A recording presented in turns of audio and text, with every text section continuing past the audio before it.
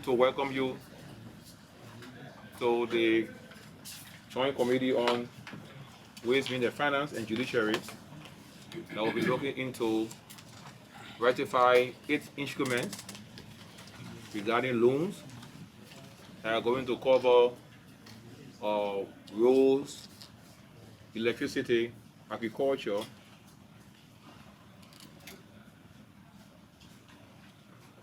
and from the document we received at the legislature, these 8 instruments have a value of up to 150 million, a loan that we will be receiving. So this committee is concerned. That's why we have invited the Ministry of Justice, the Ministry of Finance, and the implementing agency. That is the Ministry of Public Works, Ministry of Agriculture, Land, Mines and Energy, and Legis. The health of such, there's always a need for a public hearing. Today we will be discussing the possibility of ratifying a loan agreement between the government of Liberia and IFA for the tree crop extension project, TCEP, in the amount of $9 million United States dollars. The loan agreement for renewable energy for the electrification in Liberia project. That has to do with the hydro power plant in the Bandy Fall on the St. John River in Lima County. The amount is 32.6 million, but the amount to be ratified is 5.9 million. We also have the Mano River Union Road Finance contract between Liberia and European Investment Bank, the amount of 20 million euro for the Saniquele Lokatuo road pavement. We also have loan agreement between the government of Liberia and the Abu Dhabi Fund for Development to finance the River G Hydro Power Project in the amount of 8 million United States dollars. We have the upgrading of the Konian Vajama Road Project, loan agreement between the Republic of Liberia and the Kuwaiti Fund for Arab Economic Development in the amount of 20 million United States dollars or 6 million dinar, Kuwaiti dinar. We have the harmonizing and improving statistics in West Africa project, WASWAP, on the World Bank in the amount of 15 million. The actual amount is 30 million, of which 15 million is a grant and 15 million to be ratified as a loan. We have the article of agreement for the Asian Infrastructure Investment Bank. That is a financial instrument for cooperation.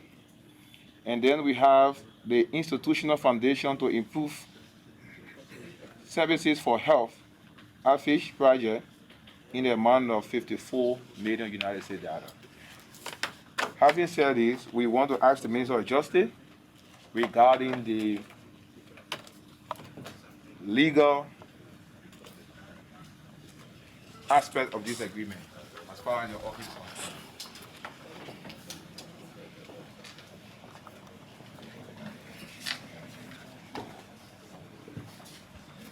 Mr. Chairman, honorable members,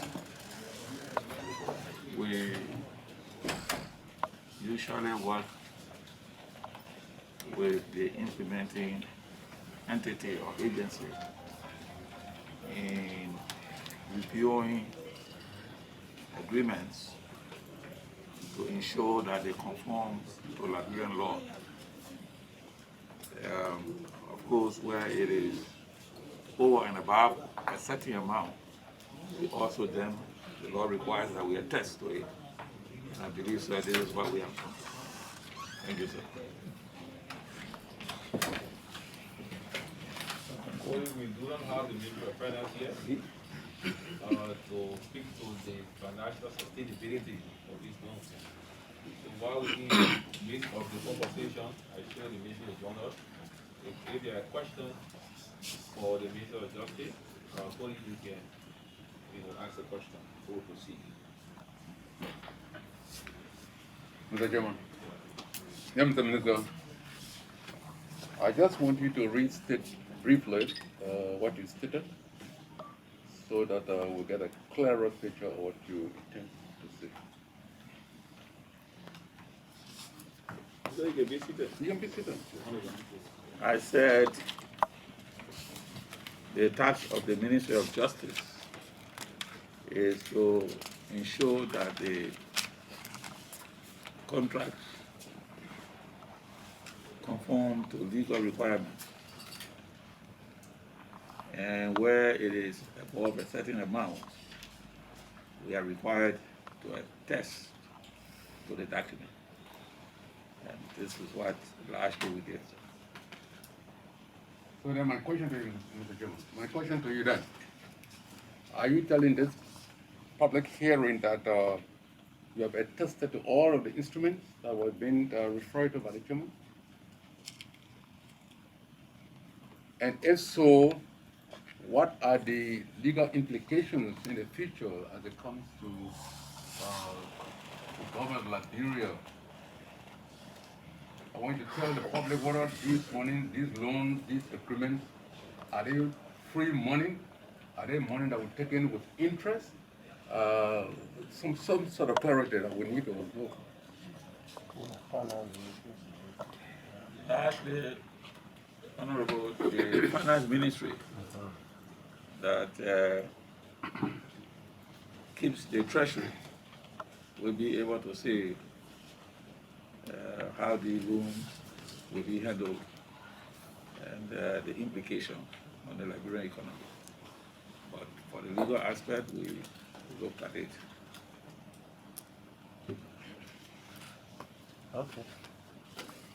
None, then your signature is required.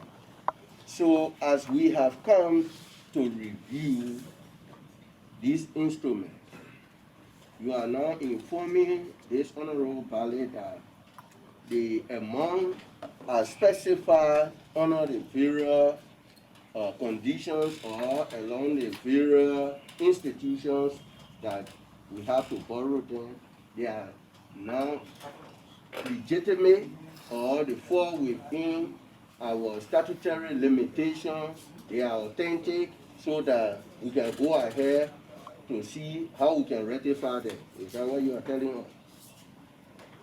Yes, Thank you. Thank you, Mr. Chairman.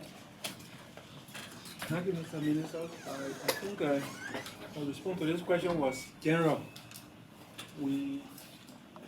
I want to know the specificity of the loans that they have, the chairman has talked about. I think he gave us the amount of each of those loans. Which of them fall in the category of your ratification, and those that are not in the category of your ratification? What the situation is, I want you to clarify that aspect, those that you give legal opinion on, even though they do not fall within the threshold of your approval. I think I just want some clarity in that direction. anything above 250,000 will fall within the requirement of ratification, attestation. As to other specific terms, the Minister of Finance has spearheaded the government's team to negotiate these ones to be in the best position. So I'm understanding you to say that because all of the loans that have just been counted, they are listed, they are all above $1 million. So that means you have attested to all of them. I would like to think so. If I didn't, then something is lacking. Mr. Chairman, Mr. Minister, sorry for coming back to you. The answer that you just gave Honorable Zaza to say, I would like to think so, Mr. Minister, we want you to be definite. You can't say, I would like to think so, I thought. Is it authentic that these loans has met a legal requirement as far as you are concerned after about 250,000? Yes, as manifested by my signature. Okay. All right. Police, any other question for the Minister of Justice? Okay, so we actually expected that we have Ministry of Finance here to tell us about the the sustainability of this loan. As you know, we said we're committing. From information we received, they all appear to be concessional loans, given the rate. But I'm not in that position to speak for the Ministry of Finance. I mean, just for the record. So as we are going through, the ministry will come in. So we'll not go to the implementing, ministry and agency to respond. Yeah, okay. Yes. Yes. Yeah. So, sorry, Minister Chairman, these loans, as the answer is being given by the Minister of Justice, that they meet the threshold and that he has attested and signed, and the detail of whether or not it's going to benefit the Liberian people lies in the purview of the Minister of Finance. The Ministry of Finance and or its destiny is done here. To go ahead and begin to hear from the implementing institutions, I think would be going too fast. So I would think that, I want to pose this question to you in the public. Is the Minister of Finance aware of this sitting today?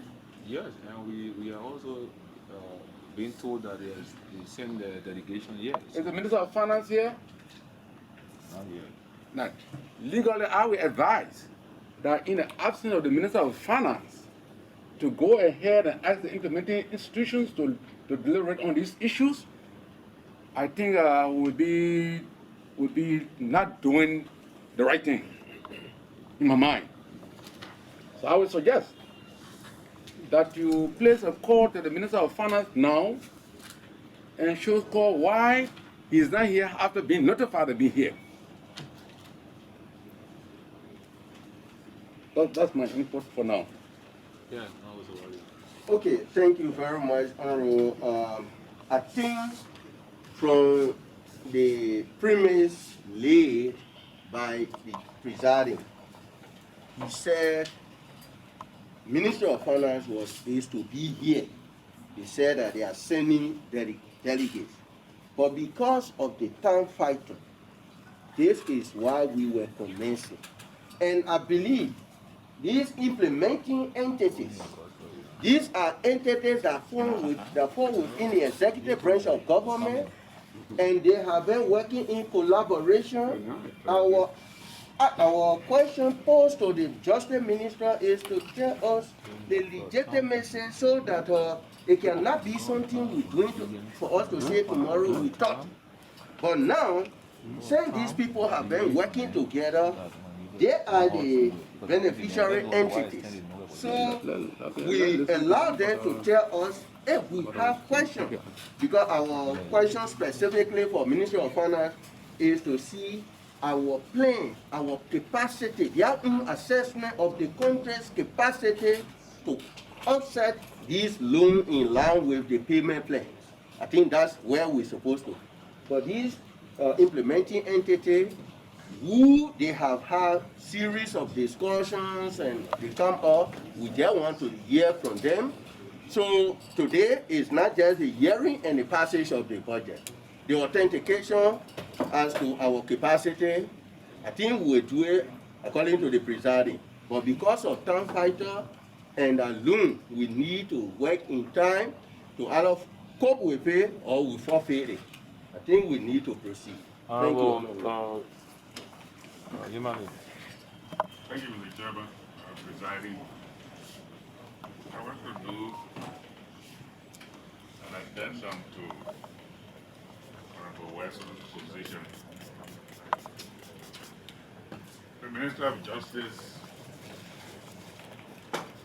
attests to most of our agreements, especially the one under consideration now. He has said to us, legal requirements have been met, and so he adults attested to the agreements. The loan. But statutorily, the Honorable Minister of Finance has all of these negotiations.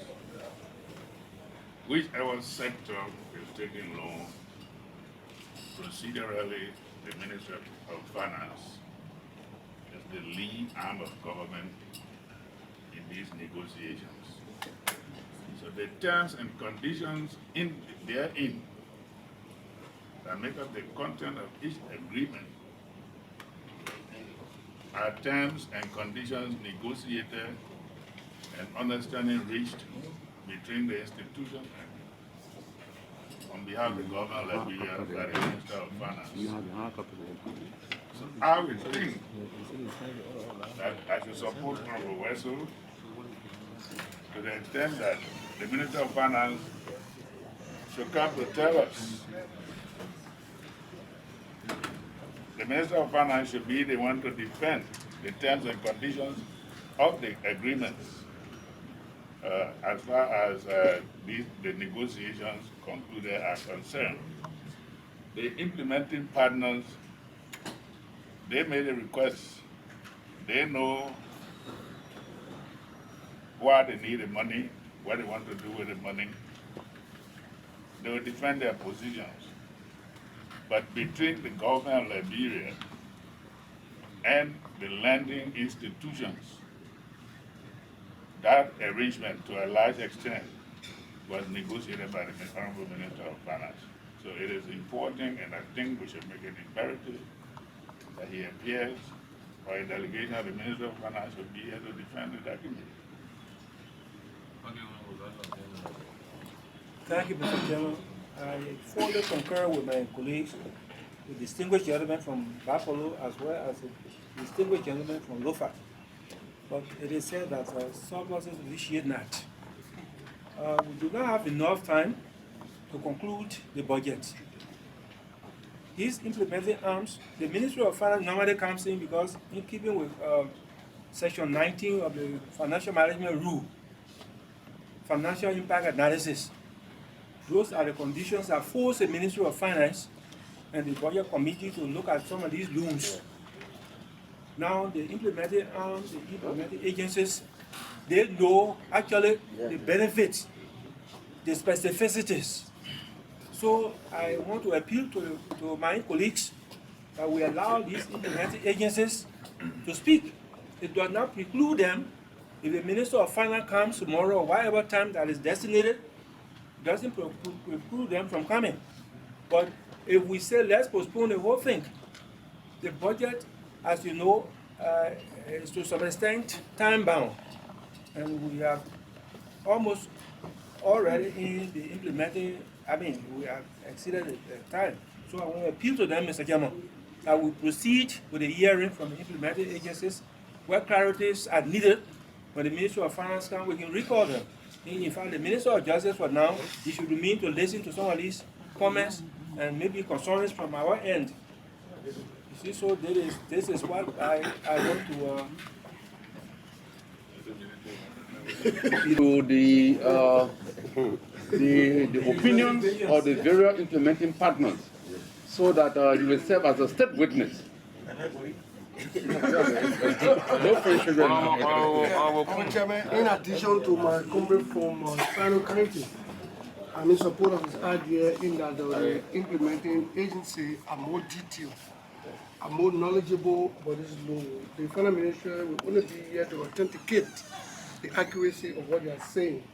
So in follow I think I concur with my colleagues from Sano County that we allow the agency to proceed. Okay, so the Minister of Justice was asked to attend some meeting of national concern.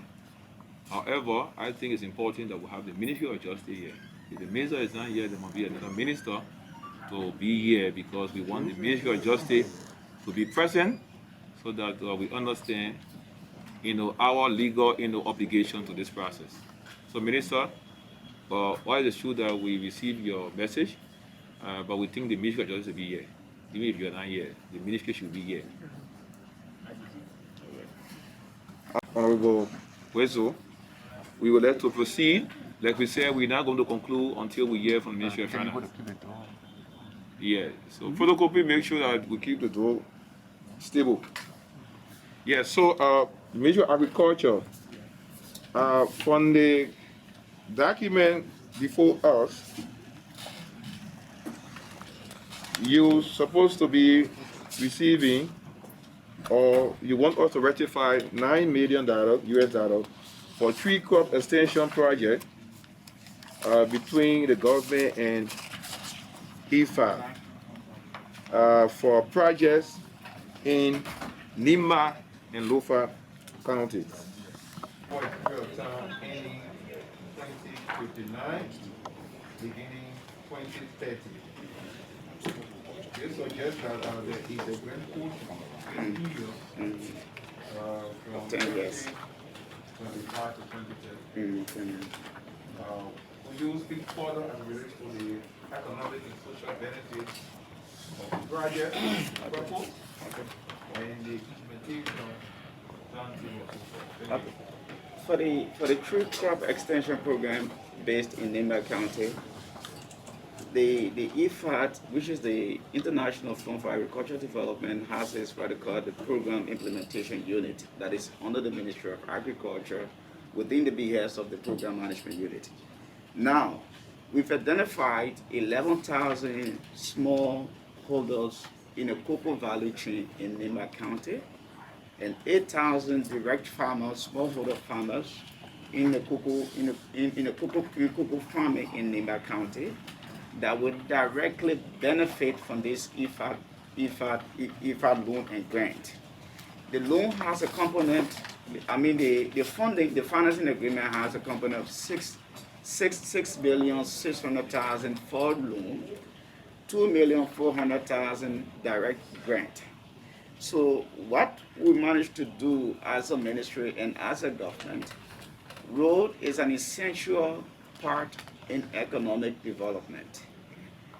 We have had cases where food crops and tree crops of value have damaged in villages without having access to marketplaces.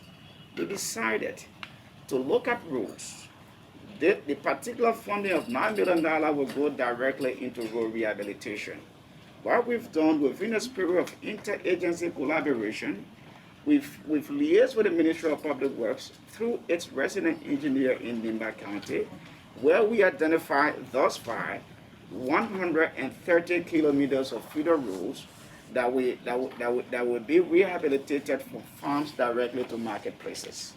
In our 130 kilometers, they are divided into two portions. The first portion of 49 kilometers, that bidding process, that evaluation, the BOK, everything was done before Madam Trini Milo Cooper Hefner came in as Minister of Agriculture. Then when she came in, there was an additional 71 kilometers of road that have been identified within Nimba County. And those roads, currently, we put out in keeping with the IFAD and the Liberian government's national regulation of procurement processes. We've opened the bids and those bids have closed, and those bids will go through evaluation. And the evaluation won't be just be done by the Ministry of Agriculture alone. We will seek, we will explore the spirit of interagency collaboration. Even the Ministry of Public Works will sit on an evaluation committee because every infrastructure should be managed, should be supervised by the Ministry of Public Works.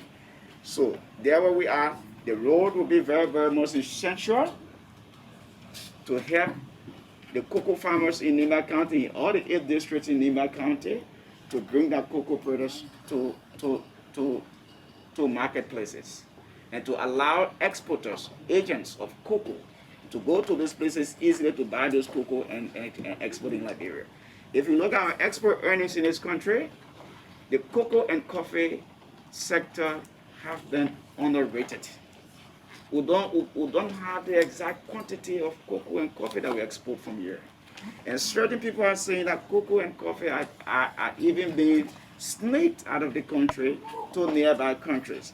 that particular export cannot be captured. So once the roads are done, agents from the Liberia Agency of Liberia Agency for Liberia Agricultural Commodity and Regulatory Agency, LACRA, can go in there and buy those cocoa products. It will be properly captured.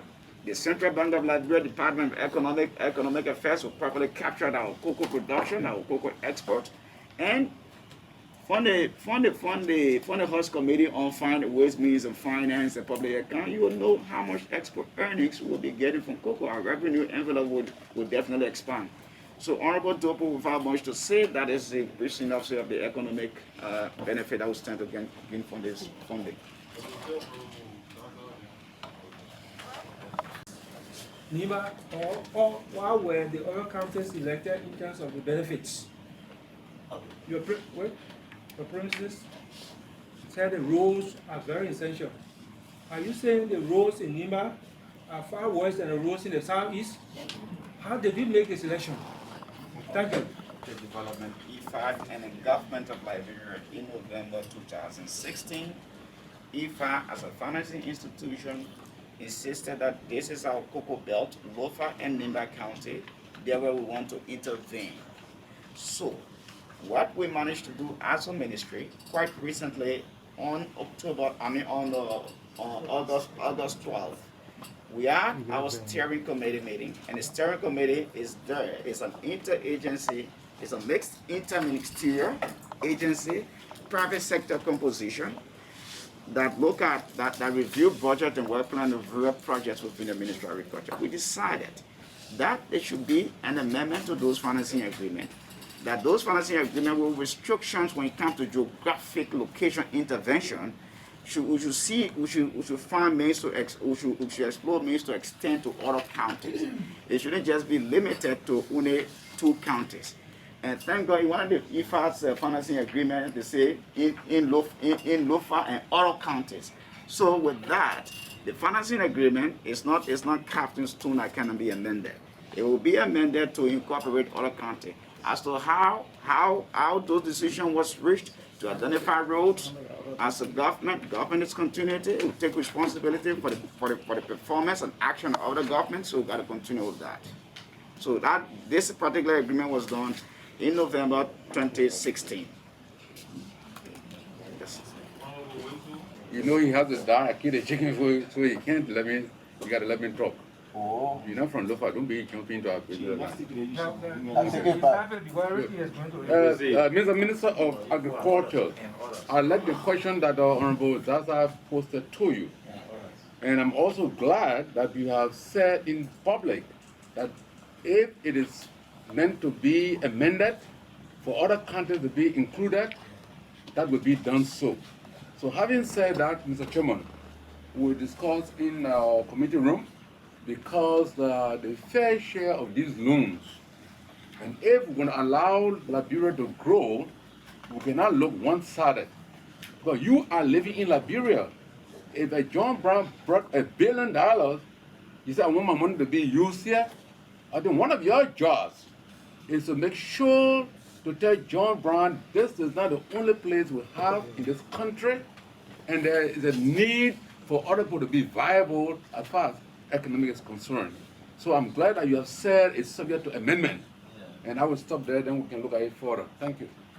You want to say something? We had a meeting on August 12th, where it was decided that if TCEP, that is Tree Crop Extension Program, their project activity should be amended to extend to other counties. So there's an opportunity there. As a Ministry of Agriculture, in keeping with the act of the new executive law, direct all agricultural programs of the Republic of Liberia. So we are definitely moving in that direction, Honorable. Yes, sir. My first concern is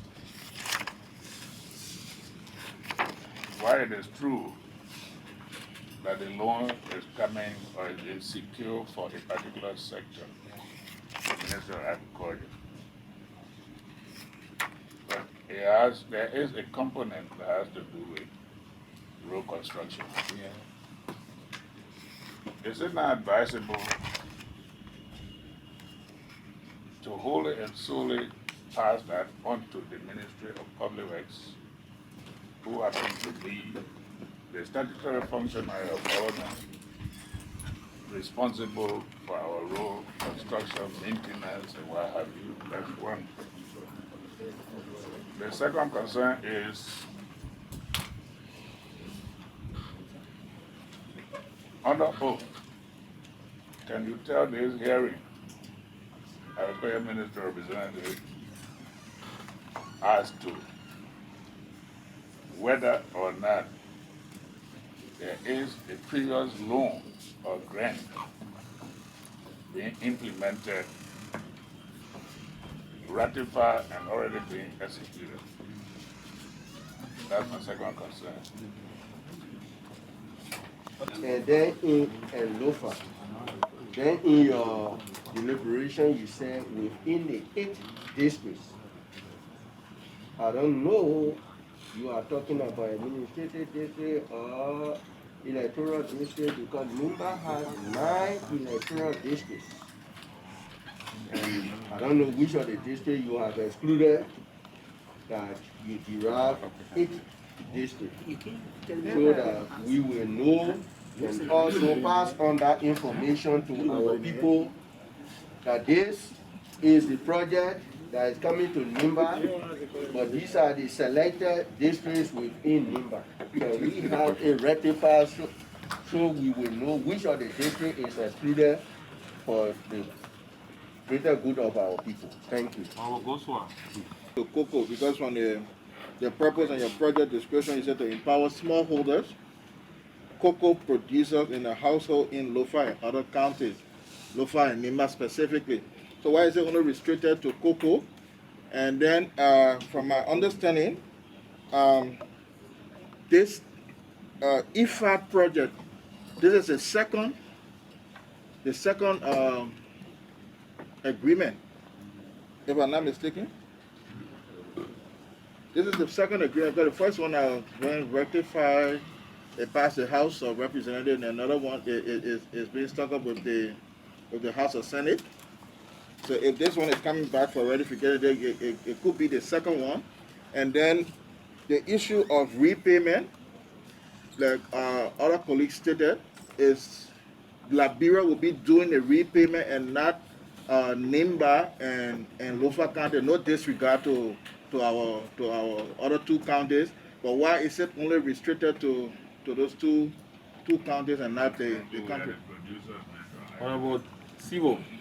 You got your chance, eh? So my first question will be. My first question will be most important, maybe specifically to the folks from the Ministry of Finance. Something tells me that there is a 0 interest loan, and if it is not, if total repayment is going to come up to just 9 million, it means that we're not paying anything. But if we are paying them, it appears to me that you are undercutting the actual payment. That's the first issue. Because your total spreadsheet shows total of 9 million against 9 million in terms of repayment. Second issue is, will the Ministry of Agriculture tell us whether funding for repayment, anything is going to be coming from your end, or this is going to be directly from the Ministry of Finance in terms of budgetary allocation for repayment? Because I'm concerned with the level of loans that we are taking, our loan to GDP ratio, our loan to revenue ratio may be getting outside the bandwidth. So I want to know whether we are going to be using only our budget in terms of repayment when the repayment starts, or whether there will be some revenue that will be coming from the sector that will help to do repayment. Lastly, we need to get value for money. And if agriculture is going to be one of our lowest hanging fruits in terms of revitalizing our economy, can you folks at the Ministry of Agriculture tell us that cocoa and or coffee, compared to commodities like rice will be the easiest route to go, because again, I'm thinking about value, especially when we are borrowing at the level at which we are borrowing.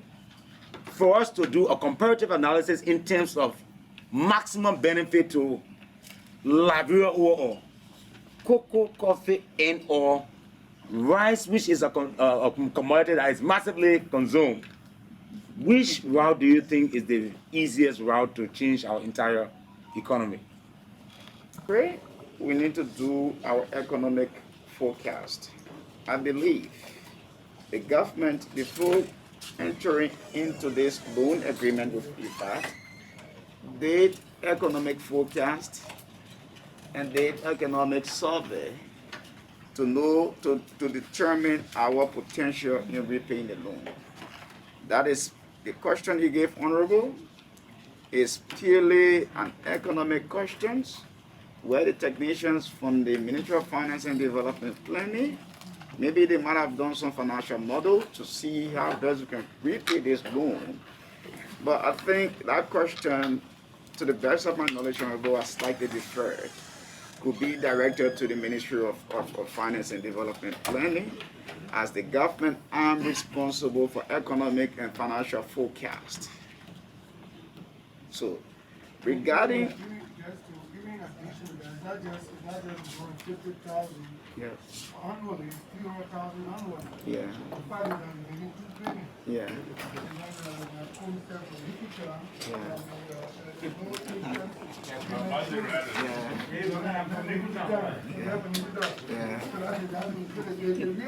Annually, I say it's actually 300,000. Yes, sir. Okay, and it's for us almost wow, I don't know how many, 60 payments. So you have 60 by 2, 30 years. Wow. Well, Yeah, so on the remaining questions, because we came here as a team, I will answer a few of the questions, and my technician I brought with me, my project coordinator responsible directly for the EFI project, Mr. Emmanuel G. Virginia, will answer the remaining aspect relating to the technicality, relating to the agronomy aspect of it. On the public, on Honorable Numale's question about giving everything to Ministry of Public Works to handle, I think Ministry of Public Works is supervising infrastructural works in Liberia, and we have been working, as I said in my introductory statement, with the engineer, the resident engineer for Nima County. We've been working, and also the central ministry, the Ministry of Public Works in Monrovia. Even our the bid of quantity that was done, the BOQ for the road, the design estimate, everything got the involvement of the Ministry of Public Works. So, on the districts, the Honorable from Nimba County was concerned about 8 and 9 administrative districts, 8 or 9 districts. According to the financing agreement, it calls for 8 administrative districts. So those administrative districts, we know very well that most time in Liberia, administrative district may have several electoral districts. Like for where he's from, the Dixville side is part of the Simple River Administrative District, and the District 15 too, where Car West is also part of this. Yes, sir. Okay, sir. Yeah, okay, sir. Yes, sir. Okay, sir. Okay, sir. So on the cocoa versus rice, I would like to pass on that question to my colleague, who is the project coordinator for the EFAT project, that will speak to the agronomic benefits of those two important food crops. Okay, firstly on the issue of the district, let me just be straight to the point. There are 9, and obviously the district around. Okay.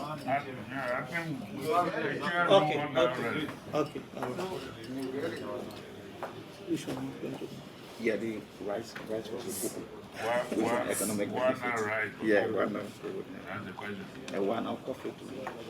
I think when it comes to rice and cocoa, our history will tell you.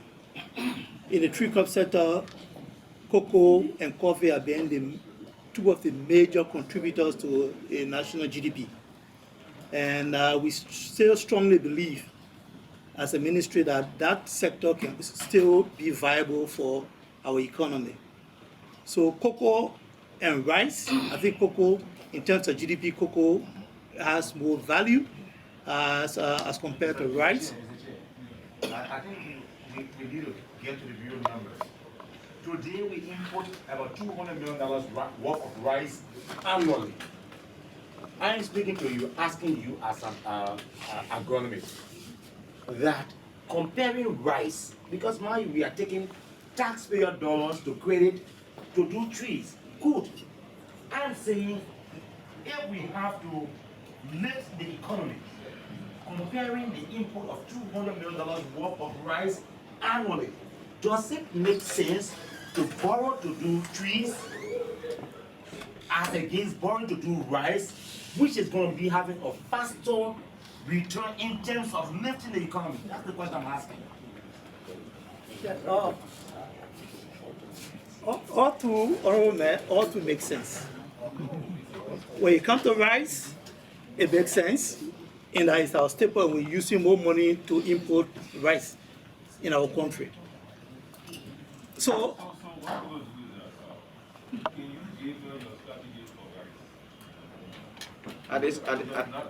Okay, good. yeah.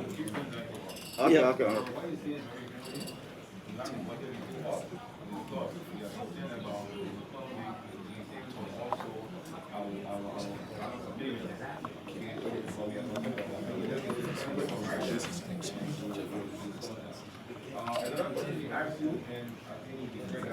Thank you, Bobby Clark. He is the director for JET. And then with the economic from the Ministry of Finance in my office, we are here to budget the efforts of our partners on the road for the land ministry. Excuse me. Yes, sir. Minister, is it back? Yes, sir. I, Secretary Bobby Crown, Do solemnly swear do solemnly swear that the testimony I'm about to give that the testimony I'm about to give that relates to the hearing, that relates to the hearing, nothing but the truth. nothing but the truth. So help me God. So help me God.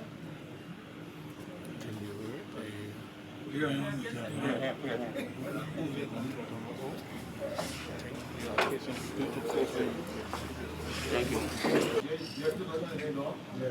Yeah. Yeah. So I think one of the things we observed, not just on this loan, but on other loan document, is that you have not calculated interest at all. So maybe that question is going to be generic. So I would think, Mr. Chair, that we listen to the technocrats from the Agriculture Ministry, and we can revert to Finance Ministry later because some of the documents do not carry loan calculation. So we will hold your phone, all of Yeah, but we can calculate interest. Neighbor County Agricultural Development Project. Those projects will be implemented or be funded by, they were funded by a loan from the government. And we saw that the Ministry of Agriculture implemented those projects through the Cooperative Development Agency, and that was through the cooperatives who were around. Beneficiary farmers were made to understand, and they signed an agreement with the Ministry of Agriculture as representative of government that the money was being given to them as a loan. When the harvest time came, it was only interrupted by the war, but the individual farmers were paying their individual loans back to the Ministry of Agriculture because the Agriculture Ministry had to remit same to the Ministry of Finance to help pay the loan. Now, under this arrangement, for the record, we need to know as deputies of the people Is there free money going to the farmers? Is there any string tied to aid the beneficiary farmers of this loan? Those farmers that are going to move the tree crop farms, cocoa specifically, are they tied to any repayment? Is it a loan to them, or government is generally going to repay the loan, and whatever they give it to the farmers, they share of cash for the rest of it? 2.35 million as the beneficiary contribution on the project.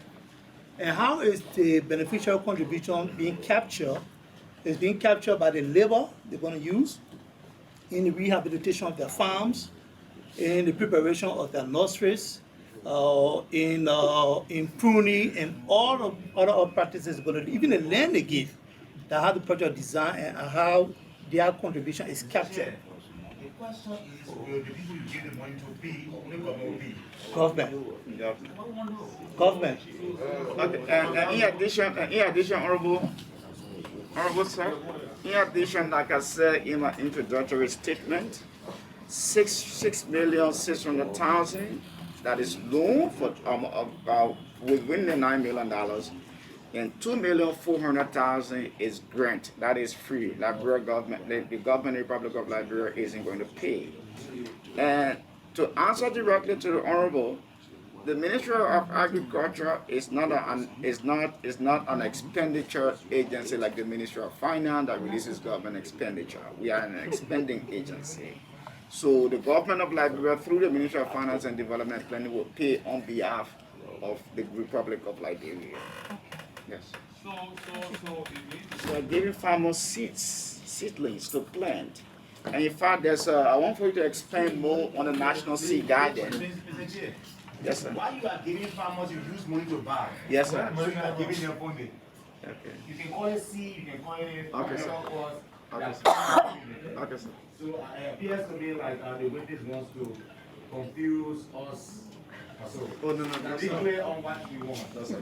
So you gave the people money in Lopa and Onima, and the folks in Sano and Likutown have to pay through their tax dollars, and you don't care about the folks in Nima because there is no attachment. That's the point.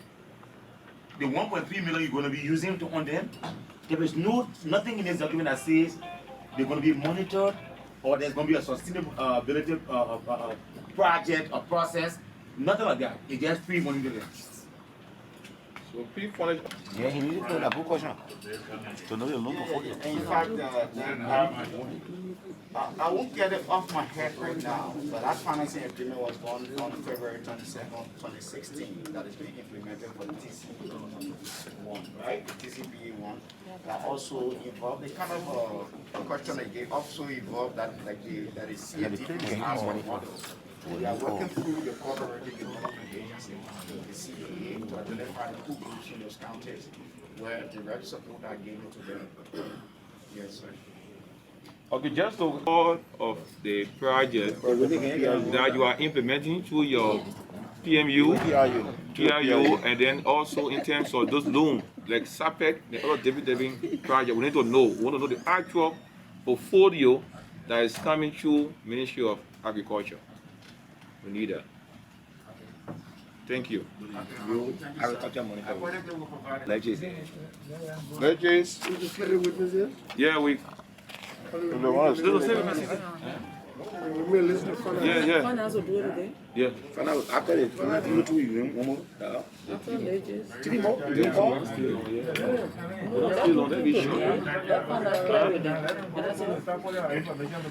Okay, agriculture. You can. You don't want to find out. You don't let the find out how to say it with him. If you want to leave, I think they need to leave. If they want to. So what? There's a question relating to them. So where we take Legis? They're not financing with the 2. Yeah, but we can finish all the day. Housing and improving statistics in West Africa project on the World Bank, the amount of 15 million. The total amount is 30 million, 15 million is a grant. With a service charge of 0.75% and commitment charge per annum 0.5%. The amount is 15 million, 64 equal payment over a period of time, like it's somewhat to 15 million. So, Legend, please tell us. House Committee on Ways, Means, Finance, and Development Planning, members of the Fourth Estate, distinguished ladies and gentlemen,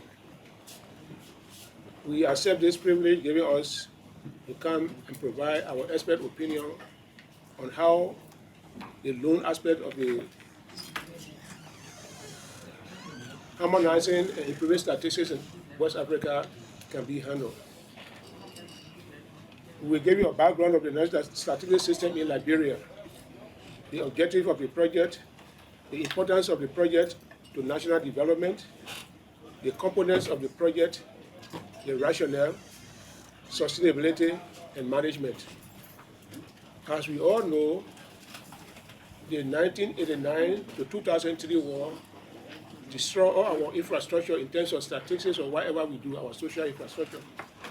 Whatever we had in place was damaged. And so to collect data, it was difficult. In fact, because of the war, we missed out in the Millennium Development Goals. It was started in 1990, but we joined in 1995. Not much was achieved because we didn't have the data to do it. In this line, the World Bank in 2015 committed to improving the statistical capacity of low-income countries, including Liberia. And for this rating, they recognize that to build the capacity of the low-income countries to produce, disseminate, enhance the use of core economic and social statistics to get into this agreement. They were kind enough to say we are providing 30 million to Liberia out of whatever is available for the other countries, the total sum available to other countries. It was 30 million, but 15 million in loan and 30 million in grant. And this loan is a sub loan to be paid, for instance, for a period of 30 years. Payment will begin 2026, January 15, June 15 each year, up to what? 2058. So 2026. 2056, 38 years. And this will be done. But what is the project looking for? We want to strengthen the statistical systems of participating countries and regional bodies in Africa to harmonize, produce, disseminate, and enhance the use of core economic and social statistics. Then who are the beneficiaries? The big beneficiary project are Lagos. You know, Lagos has offices in all the 15 counties. We cannot leave any county out. What we need to do in this project is to build infrastructure. If they are settled in the office of the administrative building, we need to provide computers, we need to provide other things that will use internet facilities that everybody in the county can benefit from. Also provide data collection instruments that they will use to do the work. Build the capacity of counties. We also build the capacity of key data producers in the line ministries and agencies that have data collection outfit, like Ministry of Education, Ministry of Labor, Ministry of Health, and you name it. And we also talk about providing information for the government and our lawmakers to be on par with us. We provide information for researchers, academicians, development partners, CSOs, and so forth. These are things that we benefit from. And the project is important because it will improve the human capacity and physical and statistical infrastructure. Example, this project will establish a bachelor degree granting institution in statistics at the University of Liberia. We have not been there before. Since 1862, it was Liberia College. 1950, it has been the University of Liberia. Nobody has had that dream. So we also say, well, we are establishing that at the University of Liberia, beginning next 1 or 2 semesters from now. Where are you getting professors from? Yeah, we bring professors from other African countries or wherever they come from to do the work. While they are doing this work, we send our people out to be trained, masters and PhDs, so that when they come, they can replace those foreign professors. In terms of sustainability. And this project will run for 5 years. At the end of the 5 years, it will be turned over to the university as a university full-fledged program. And of course, it will also improve our capacity as leaders the national statistical system so that we can carry out household income expenditure surveys and other surveys, because these surveys are not being captured in the national budget.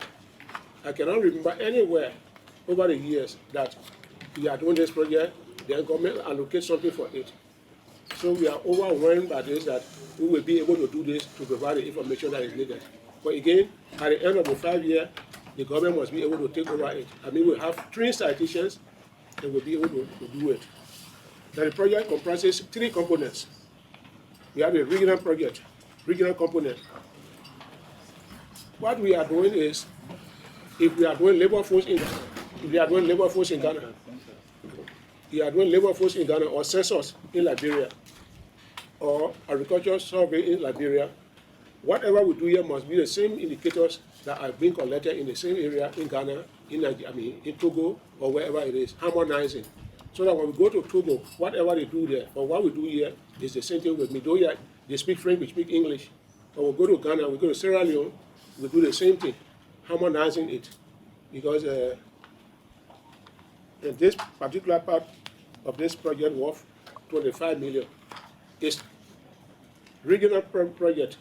But regional doesn't mean that we are going to go out there, but just that we are going to have a lesson learned from our colleagues, and we work together to make sure that these things are done.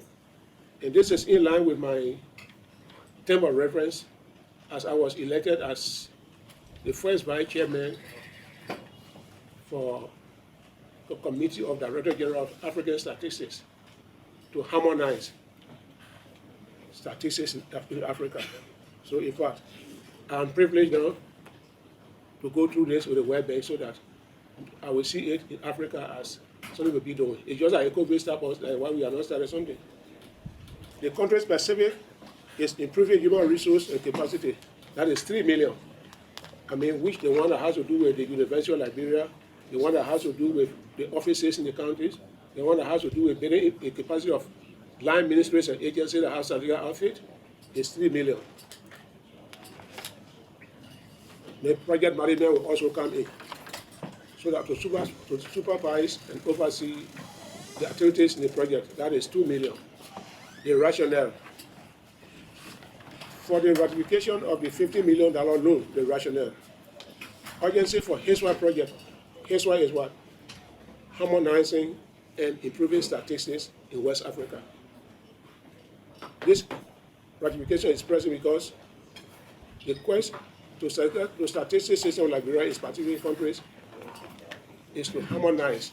We want to make sure that all our colleagues, because in Africa, in West Africa, there are 7 countries that have been EMI. And the other 6 countries have already ratified their loans. And what is happening is we also do our own, because so that we can be moving forward.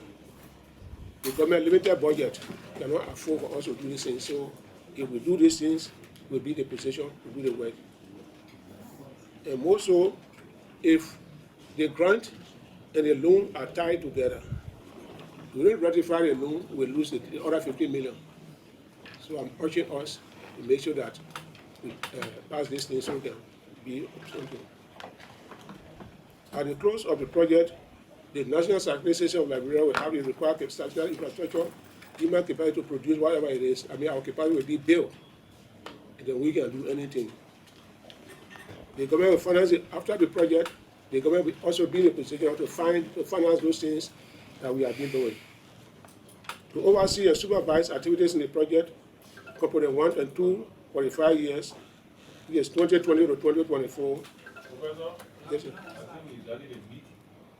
Okay, let me just end.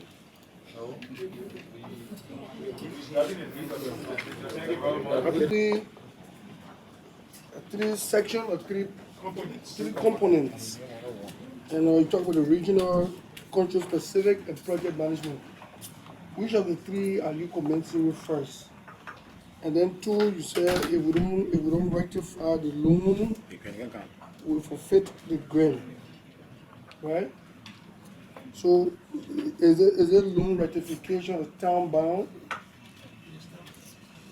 These are my 2 questions anyway. So. Just take note then. Having distinguished colleagues and the professor. Now you are telling us that the $15 million going to build our capacity. And currently we are faced with the challenge of this census in our country. Now, this grant we are looking for it to build our statistical capacity. Currently, can you tell us, with this ratification also enhance with our statistical capacity so as to promote the conduct of the pending census?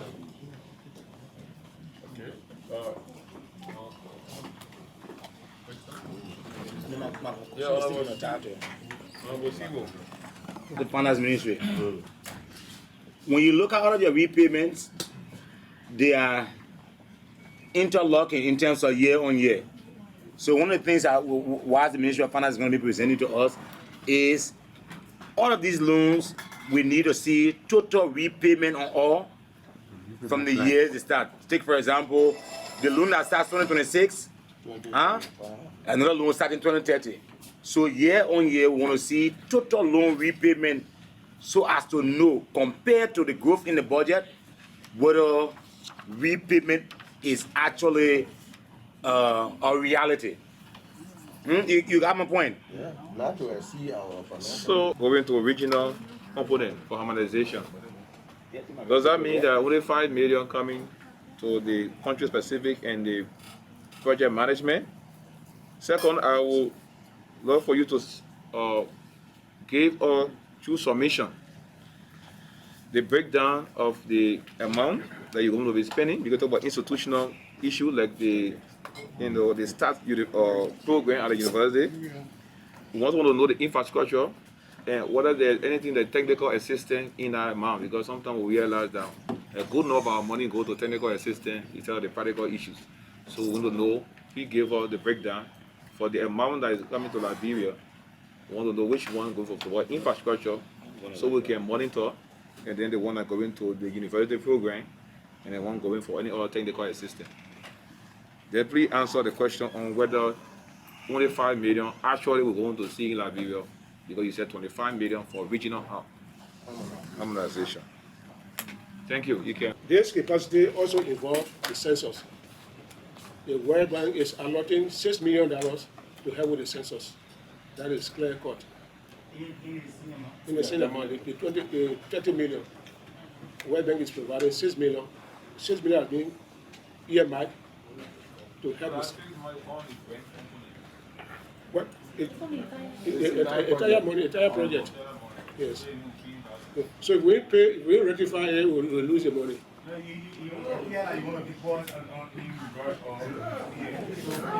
No, I'm not rushing you. Okay.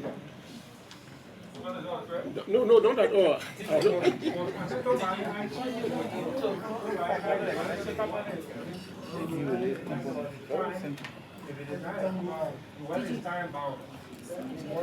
Okay, the three components we talk about. The regional. The regional is intended to collect information in Liberia. We are not sending any money out to other people. It's to do the work to collect information on national accounts, census, labor force survey, demographic and health survey, and all each household income expenditure survey. All these surveys, the idea is it is regional because whatever the other people are collecting in their countries on these surveys are the same thing we are going to collect. Harmonize it. But the money is for us. Yeah, you will ratify this today. What kind do we need to ratify? Administration, the government of Liberia, one of the key issues that we are trying to, have kicked off right now is the National Population Housing Census, which should have taken place since 2018, and I think we are 2-3 years behind schedule. So right now, when Gigi talked about the regional component of the project, it's not like we're going to send money of our project outside to other countries, but we're trying to harmonize, and in harmonizing with other sub-regional, organizations. We also try to be in line with the 2020 round of population censuses. which we know that up to 2024, you can conduct your census, so we are not too much like behind time. However, we have already, at LSJs and our development partners, we've already completed training of mappers that's supposed to be doing the, mapping of the entire country for the census to begin. So when he says that, we are trying to work around, the ratification, I think that's what he meant. But actually, one of the key components, one of the key issue pertaining to this funding, this ratification has to also do with the census, which we are already in the implementation stage. And the bank project, which is the HISWA project, is going to be committing, has already committed $6 million to the $18.2 million budget of the census. So I think that is what he was trying to clarify. Okay, so I think Honorable Kuhn was asking basically on the three components, which one we should do first. They are in a triangular relationship. The local one is about ownership, build capacity, so that your own people will be able to produce and generate the data. And the regional one is about being a subset of a universal set that we have to feed on each other to ensure that we have a consistent approach to the whole data harmonization process. And of course, from phase 1 to phase 2, there has to be monitor evaluation. So you see, they are intertwined. We have to do them together. Okay, so what about the economic intensive? Will you be selling the data after you collected all this? Well, take for example, if you were to address the issue of real estate property, to be able to identify all of the real estate across the country, who are the real estate owners, that will help the LRA in terms of collecting taxes. You know what that means for revenue generation. The same thing with LEC, water and sewer.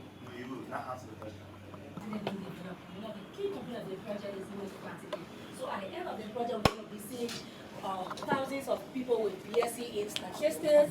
We're going to be seeing masters in statistics. We're going to be seeing PhD in statistics, because the project seeks. How soon you're commencing the universal approach? For their institutions, for the 20 institutions that we feed, that's the point of the LRA, water and sewer, fire. National Housing Authority. Okay, so thank you very much for the presentation.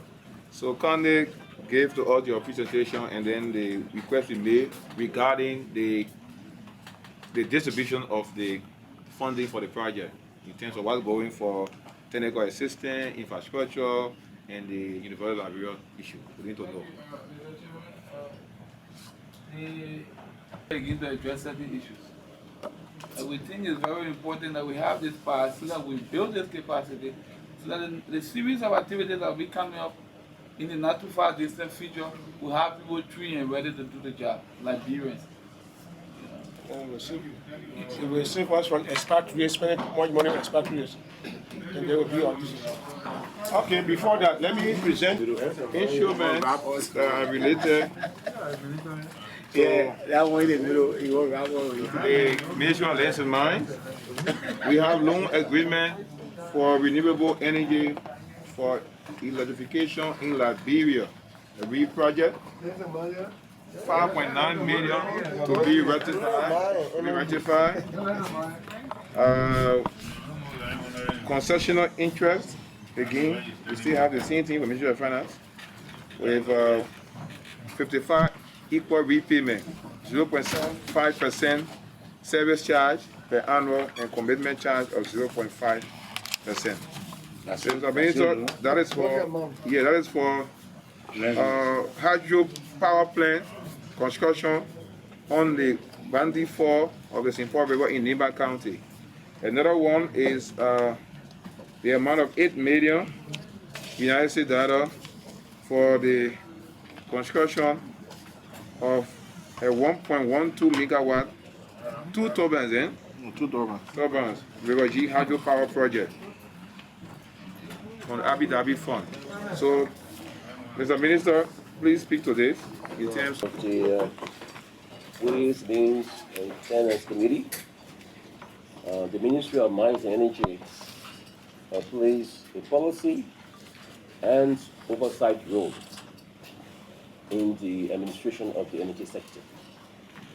So we have implementing entities. In this case, the implementing entity for these two projects is the RREA, Rural and Renewable Energy Agency. So with respect to the project one, the Eden Falls project is located in Nima County on the Mani River, which flows out of Guinea. In fact, it is a tributary of the St. John River. These two projects fall under the renewable energy for electrification in Liberia. And these two projects are aligned with our rural energy strategy and master plan. The Winnie Falls project, like I said earlier on, is located in Nima County. In fact, 3 feasibility studies were done, and the project is zeroed in on the Winnie Falls as the most prospective based on the revelation from the feasibility studies conducted. And the amount spent on these 3 feasibility studies is $1.5 million. So, feasibility study was conducted on the Yar Creek in Nimba, on the River G River in River G, and on the Winnie Falls. And so the Winnie Falls project was selected. The project cost is $33.74 million US. And the capacity targets 9.34 megawatts of electricity. Project location, Winnie Falls in Nimakari. There will be an evacuation line of 33 kilovolt from the project site to the national grid. In this case, it will be via the CLSG energy interconnector. The CLSG, the torch. The total length of 8 kilometers. With respect to the project cost details, $26.3 million will come from the Climate Investment Fund, CIF, which will comprise 77.9% of this loan.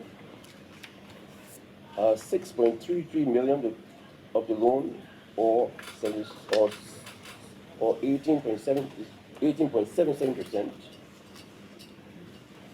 will come from the ADB, and GOL's contribution will be $1.1 million, or 3.37%. In fact, just the other day, last week, we dispatched a letter to my counterparts in Guinea so that we could have an MOU between Liberia and Guinea, because as this river flows out of Guinea, it would be imprudent to have a town in Guinea out of electricity while the town in Liberia is flourishing with light. So there is an understanding that towns and communities along that area will also benefit from electrification. In respect to the other project, the River G hydropower plant, it will be a concessionary loan from the Abu Dhabi Fund for Development. The project cost is $8 million. The location will be the River G River, and the implementing entity will be the RREA. This loan was approved in July 29 for that matter, 2019.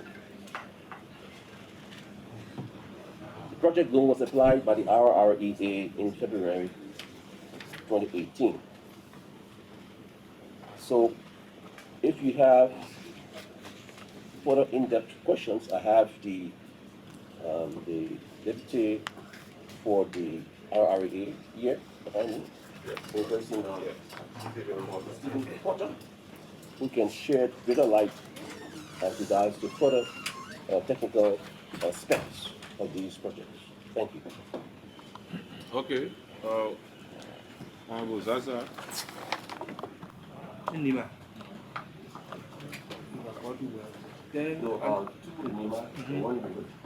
One river. Okay, my question now is, why only these 3 rivers are there those days? Only 3 rivers in Liberia. How were they selected? On what basis? So there are several. You can look at the topographic configuration. The catchment zone has been approved. Are you talking about Grove Corridor? Yeah.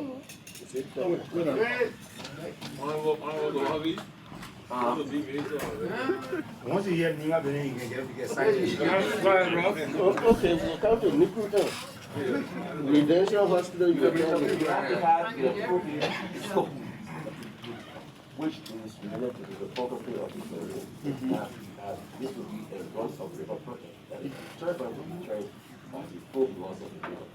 So we tend to do studies on rivers. Yes, sir. That meet that threshold.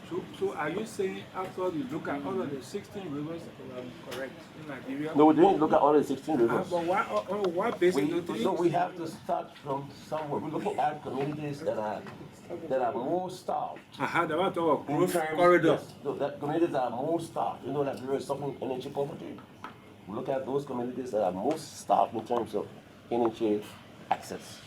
So based on our studies, we see that these things starved. I understand, but yeah, go ahead, Mr. Benison. So it's a mixture of the social dimension as well as the technical dimension. So we rank these projects based on the most, I would say, impoverished or the most disadvantaged. If that is the case, then we look at You take notes.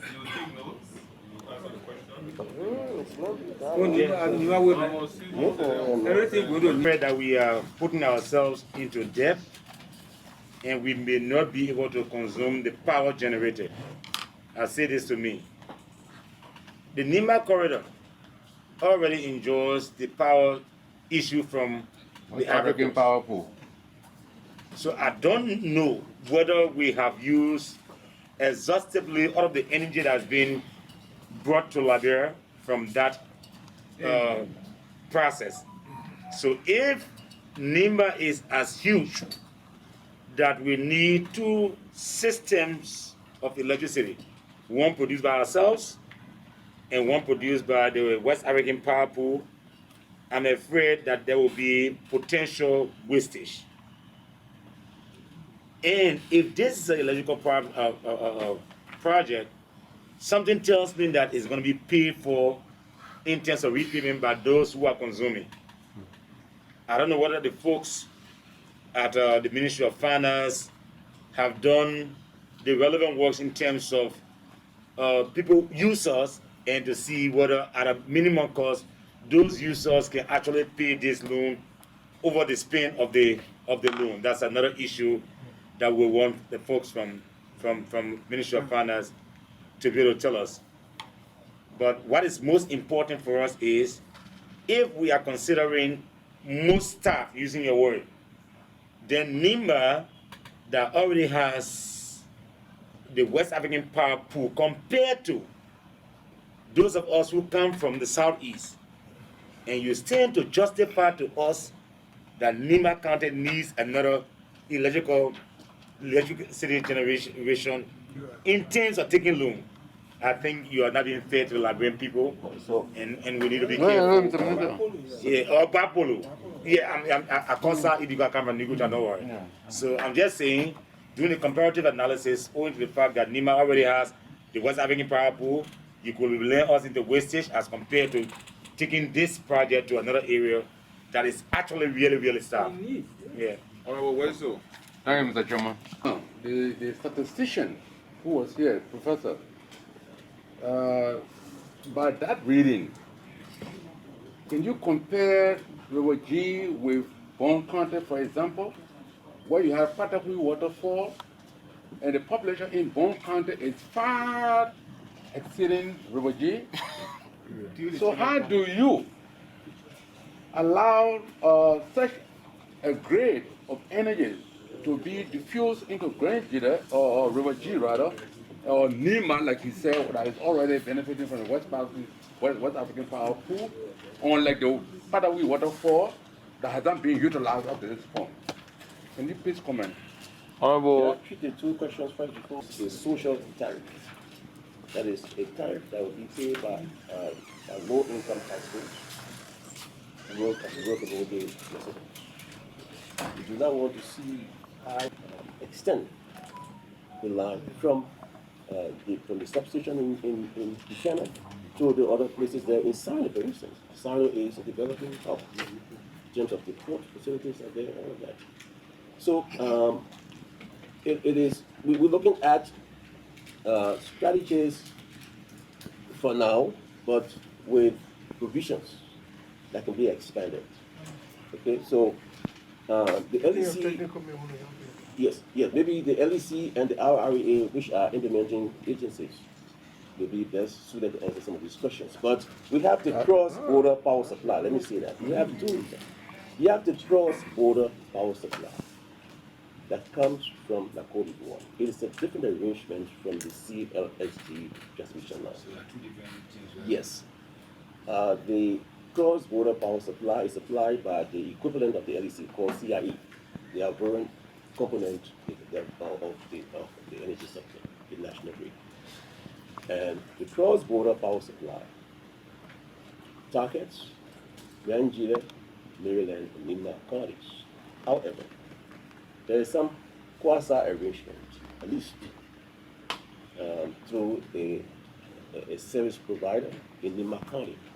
But in the case of Maryland and Nigeria, that is not happening. In fact, as we speak now, there's a lot of power checks going on.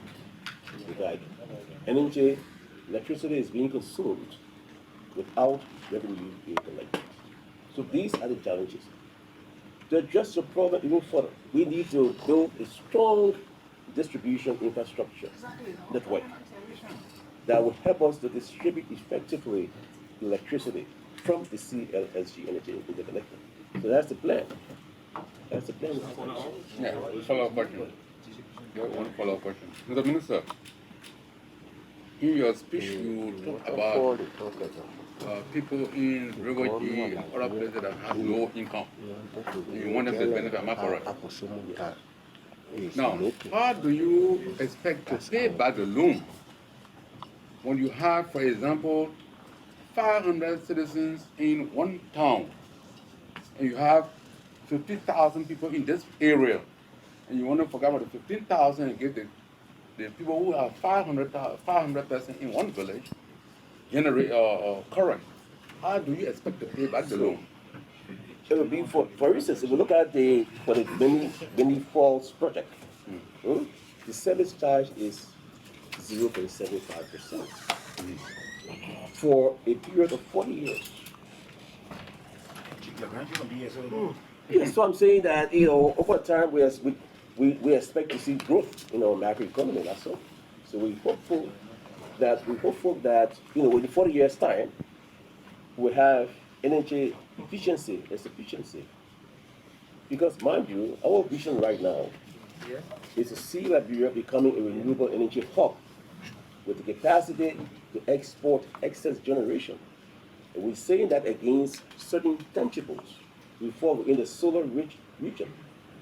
We also are endowed with a lot of rivers, 6 major rivers with a lot of tributaries, onto which variable grades of hydropower systems can be installed.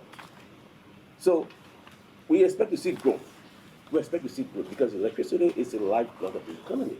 So let's strengthen it, and it is very unfortunate and undesirable right now to have an access rate of 5% for the entire country. Nationwide, the electricity access rate is only 5%. We have to change that. Moreover, its environment is what? Like 10%. Our strategy between now and 2030 is to have an access rate of. So again, Mr. Samachek, this is 29.3 on one document I see, and I see another 32. 32 and 29, the last time I checked, is more than 60 million. So you see, the reason you are taking the grain portion is because you also want loan. So you are tied also to take grain because there is a loan component. So I'm telling you, the full package is in excess of 60 million. Why do we take 60 million, even though there's portion that is grain, if what we have got today, we have not fully utilized? So I'm saying, good, let's borrow, but let's borrow for the real purpose. And the real purpose that we have got in country is the issue of distribution. So folks in Bassa, where you have the CLSG hub, how many homes in Bassa that are connected? So if we were to take $2 million and enhance connectivity in Bassa, we reduce our costs in terms of borrowing, we reduce our costs in terms of interest, but we utilize fully the electricity we are already producing. That's the point I'm making. Yeah, before, yeah, you are. Yeah, what we'll do is that we'll ask the question, then other information we need from the RREA. Because you have a amortization plan for us to repay. We also need to see how you amortize our revenue generation from these areas that you're going to build the highway. You said that 1.5 million have been spent already for feasibility. You take it wrong. What did you take it from? Yes, Is so- it part of the loan amount, or it was a grant that came from somewhere outside the budget process? You also said that 1.1 million would be Liberia's contribution to the project. When will we pay that money? Is it for this budget year? Because we didn't see any amount on that for this budget year. So we need to speak to that. Okay, so I will just make a brief comment on Yeah, that. yeah, then you we'll go. go My to the- also understanding is that according to the NRC, our capacity for electricity is about 1,000 megawatts. And currently we have 130 megawatts, so there's a gap of 70 megawatts.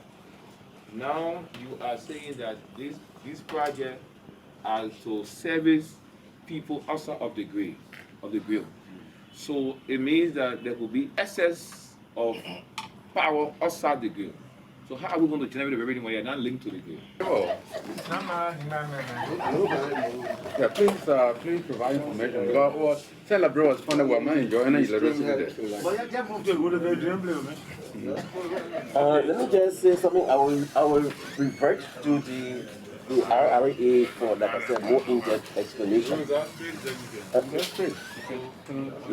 Yeah, you can come here. Yeah. Yeah, sure. So the RRA and Ministry of Finance were heavily involved in the negotiation for these loans.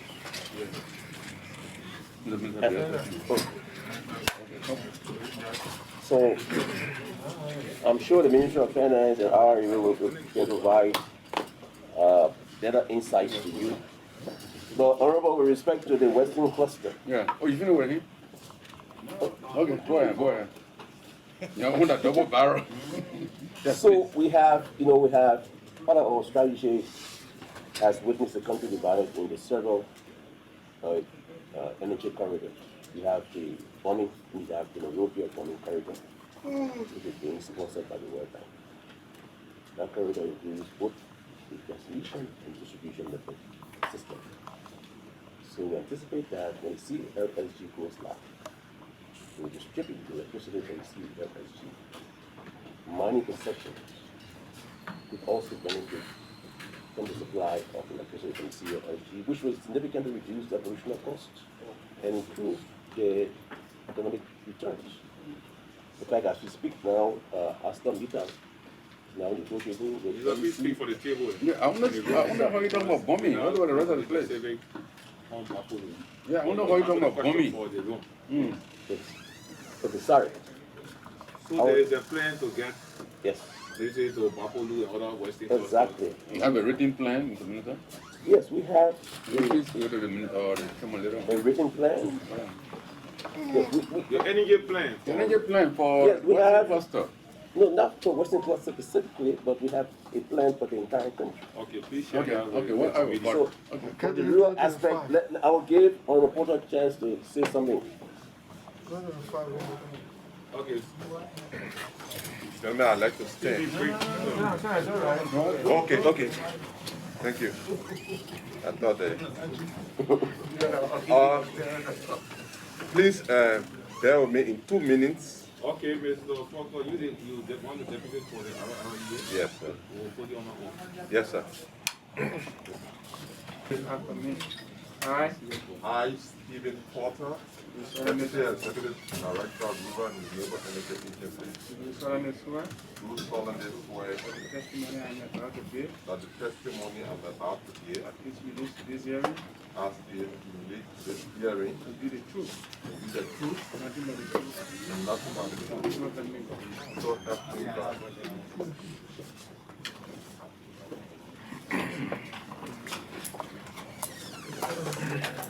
Okay, so proceed. Gentlemen, in 2016, I developed a rural energy strategy and master plan by which I hope to achieve 35% rural electrification by 2030. In 2013, before that, I developed an investment plan for renewable energy in Liberia. Currently, I have a portfolio in excess of $120 million, for which I have a lot of projects. The Rural and Renewable Energy Agency.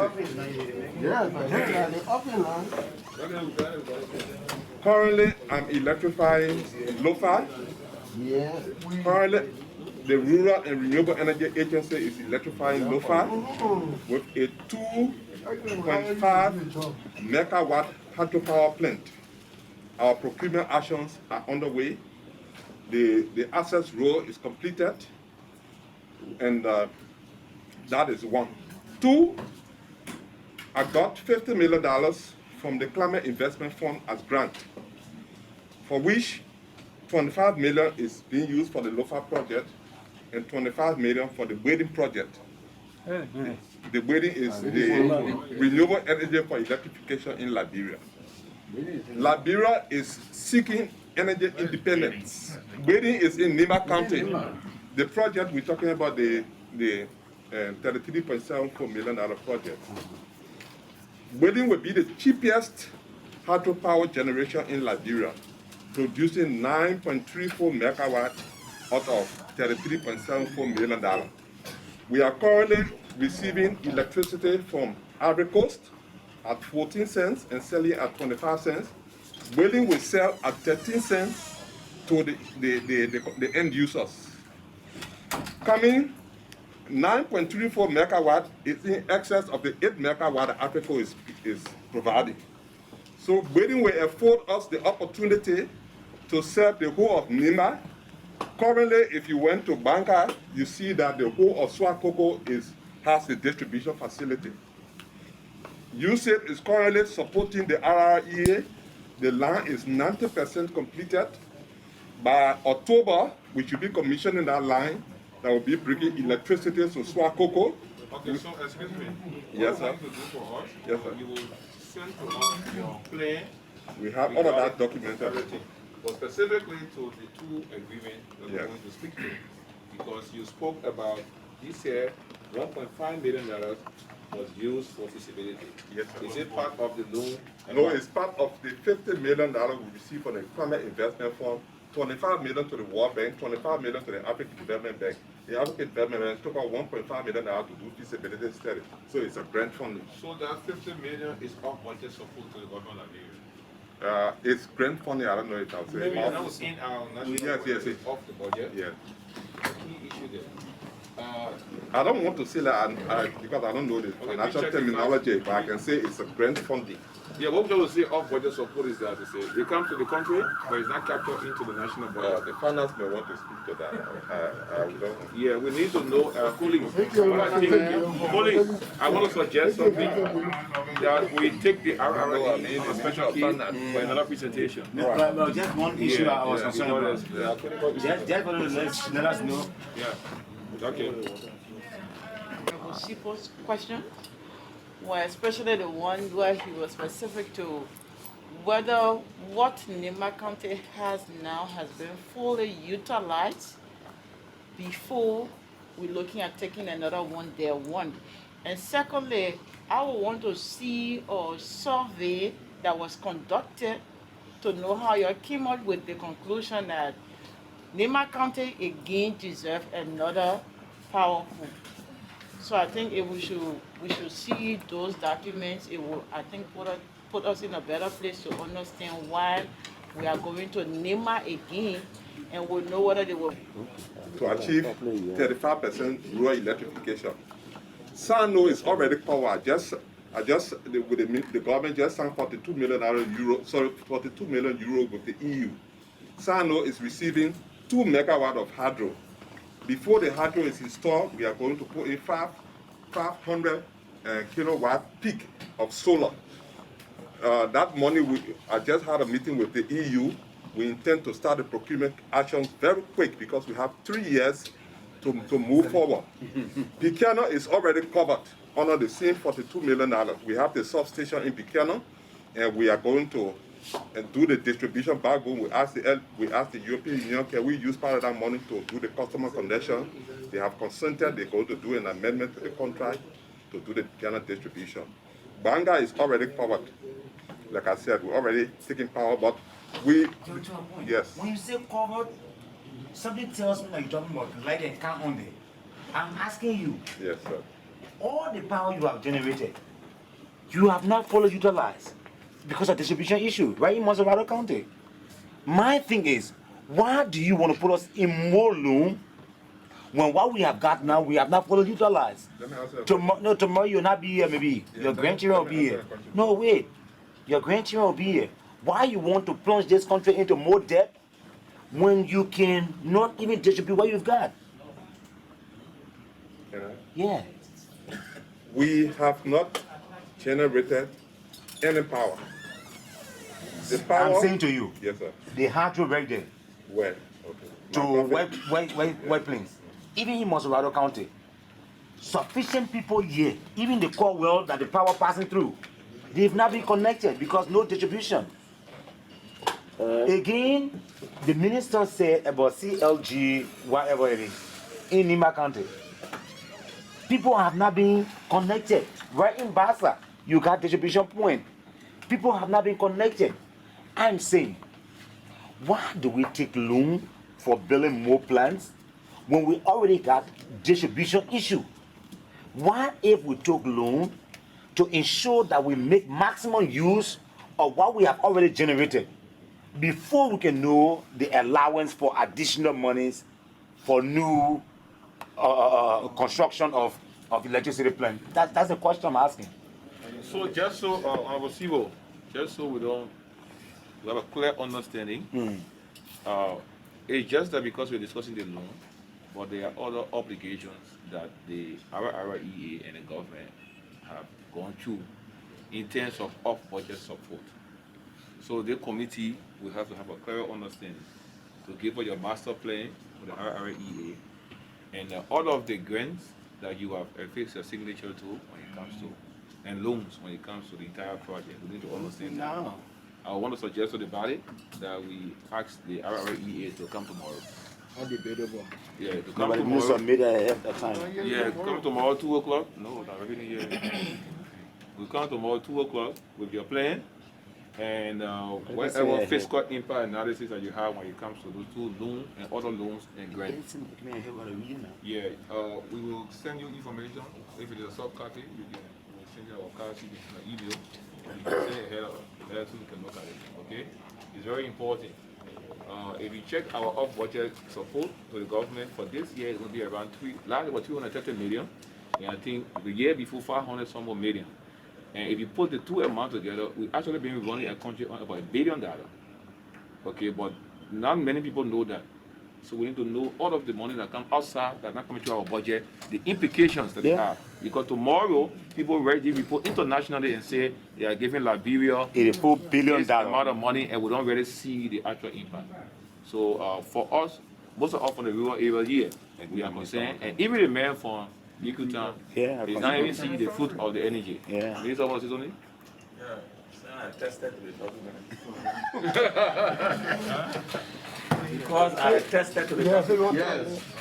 wanted to say that the concept behind what may be seen as tremendous power generation is that economic viability, factories and other industries are being held back because no power. So all of this takes into consideration that there will be this economic boom that will come with people establishing factories and things. Information. Saying we don't need additional infrastructure development. But the fact that we have facilities constructed, for example, the hydro, the biggest we have, the issue of generating power from there and distributing it to the public is a problem, is a serious problem. There are impediments. We are not seeing that much of that happening.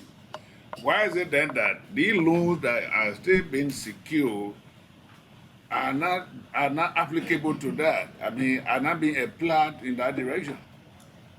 For example, have they done study to say, to indicate in their master plan that you need 2, 3, 4, 5 million to do power distribution in Monserrado, unless, you know, whatever loan we're looking for now should be directed to that, instead of just moving ahead, building new infrastructure, you know, power infrastructure. When you have not, you know, it's like a man taking more women. Every year there's a new woman. When the children are being born, they're not going to school. Yeah, you can't be able to feed them. They not even get slippery. You know, and every money, and you know, our problem is, and dealing with my committee is dealing with something like that with the Agriculture Ministry. You say you're going to be a farmer. You're coming to make a farm at a mechanized level. Then you import harvesters before tractors to do the farm. You know, when you import harvesters, it means there is already a farm for you to come and harvest. But instead of that, you should bring all tractors first to plow the soil. So we can continue to build and build and build and build when there is no power generation, when there is no power distribution. That's the concern we are having. For tomorrow, discussion. Tomorrow. Mm-hmm. What we're also going to do, if you are doing these projects,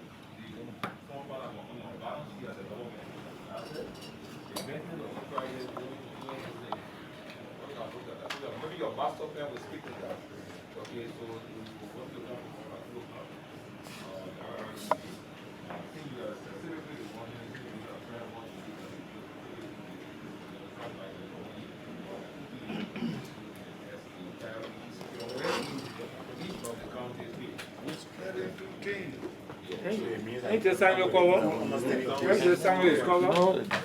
To improve health services to women, children, and adolescents in Liberia. So I'll give you a little bit of the data behind this. As of 2016, 3 in every 5 girls in Liberia got pregnant before her 19th birthday. 3 in every 5 girls in Liberia got pregnant before her 19th birthday. And this is even so more so evident in the rural areas. So if you who start for cutting because I mean I started to most of it. Anyway, that's another topic we'll discuss. To maternal and neonatal mortality rates.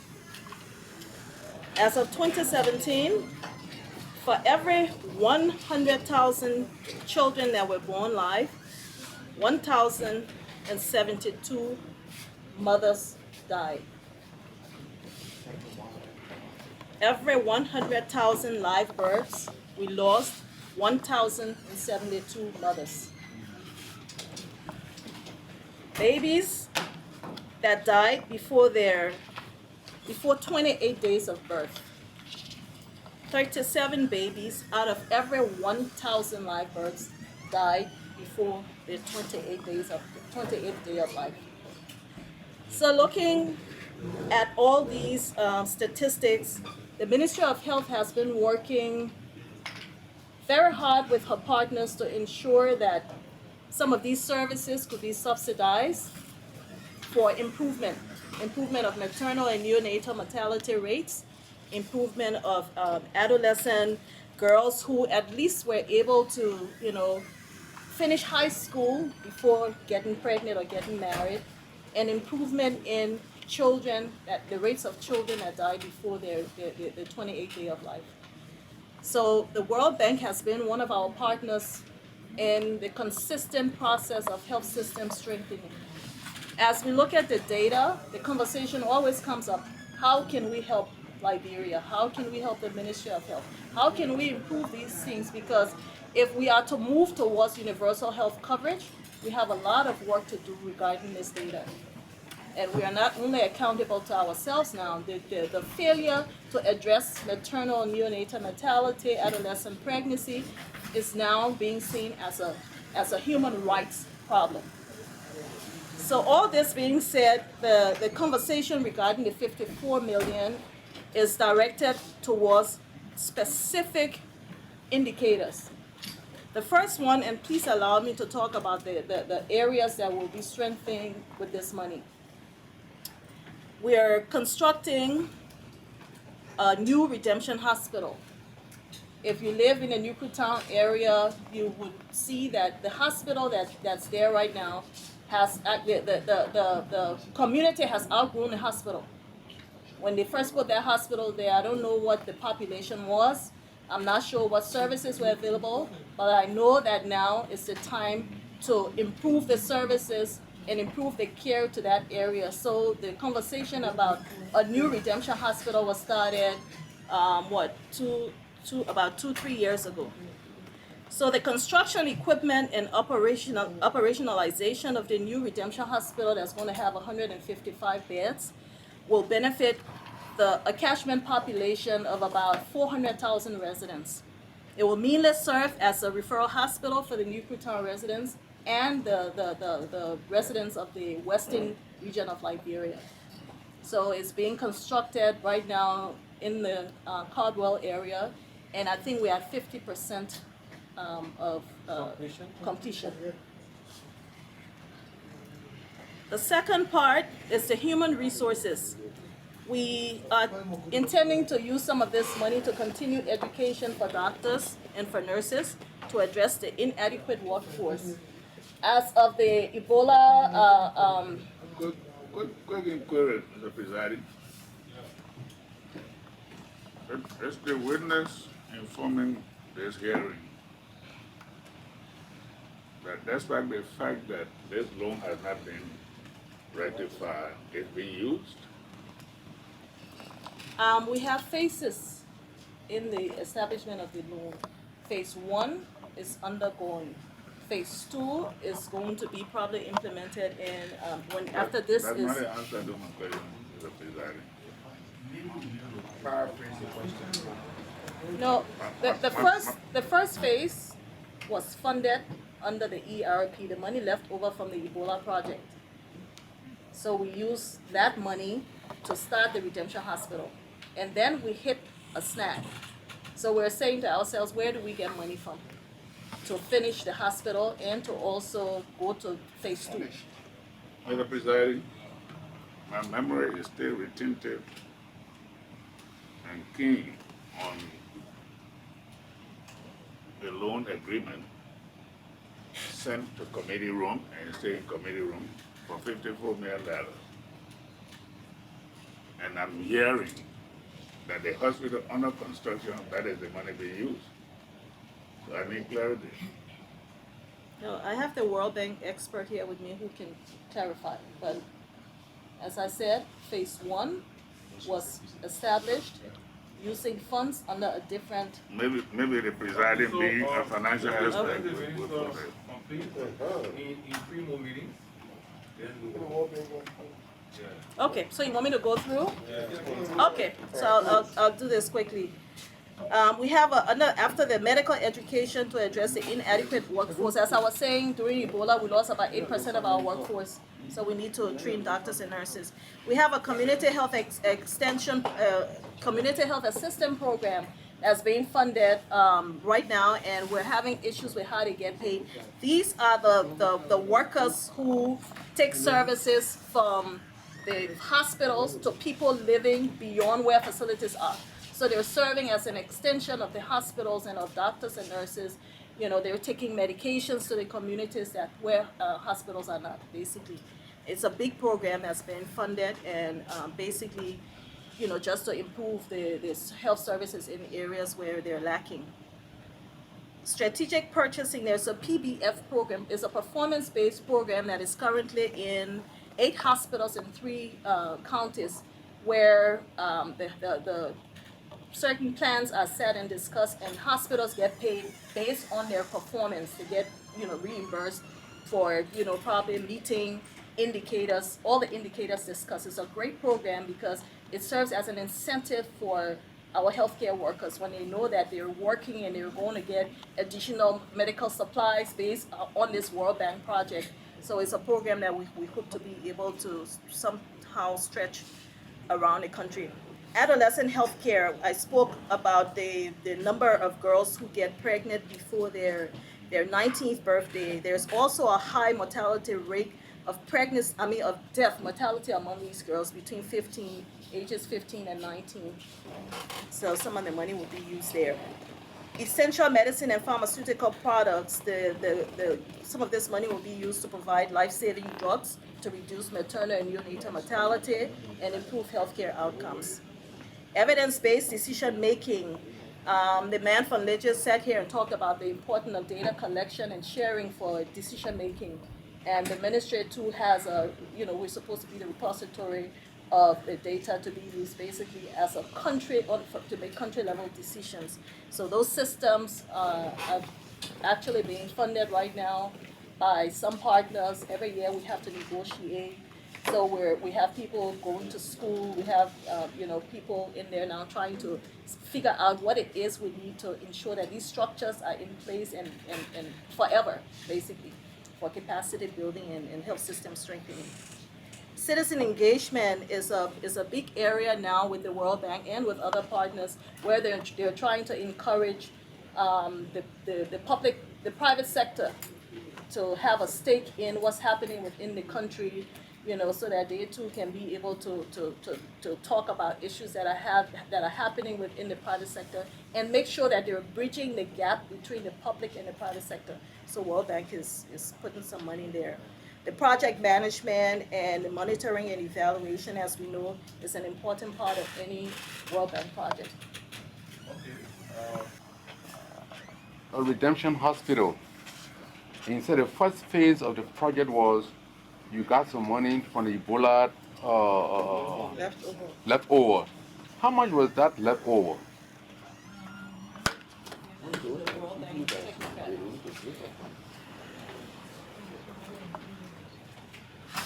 So, maybe you get back to us then? Yeah. Question. So, Mr. Chair, again, I'm a little confused that we're taking loans to build more hospitals when the hospitals that we have capped now are not funded. It's good that you mentioned Redemption Hospital. Over the past 3 full budget years, Redemption has not even been able to get up to 45% of the monies that were put in the budget. Now, I'm using Redemption as a reference because you mentioned Redemption and that you're being a new Redemption Hospital. But it's not just Redemption, but hospitals across the country. So if our partners so much care about health and they want to give us funding and they are not concerned about funding what we have got now, but building additional hospitals that may not be funded in terms of operations, I'm a little afraid. Second, Mr. Chair, Health Ministry is one of the ministries that receives so much of budget funding. I'm afraid that we are not getting to know the full package when it comes to Health Ministry. because there may be some overlapping of funding from different projects. Of course, I'm saying, for example, if a project funds CB Annex, for example, another project will come to fund that same if we don't have all of the details. So one of the things that I will be concerned about seeing from the report that will be made by the minister is an exhaustive listing of all fundings that come to the Ministry of Health, both off and on budget. Because again, from my little experience when I work with Ministry of Finance, I can be very emphatic that the Ministry of Health receives almost the biggest amount of monies that come from our partners. So it's going to be important for us to see that whole package. Yeah. Last question, Mr. Chairman. Loan agreement before us. Can you please speak to that in terms of the implementation? Because we learned some of that are ongoing. Thank you, Mr. Chairman. We like to begin firstly with the Mana River Development and Transport Facilitation Program. That is the Sanukule Local 2 Road Project. This project is about 47.1 kilometers, and it is being funded by various institutions. The African Development Bank contributing about 28% to the total project cost. The European Union is contributing 37.5%. The European Investment Bank is contributing 31.5%. And the government of Liberia is contributing 3%. Of all of the contributing parties, the European Investment Bank financing agreement is yet to be ratified by the legislature. And so as a result of that, we have serious deficit in terms of meeting the financing arrangements to continue with this project. You will note that this project was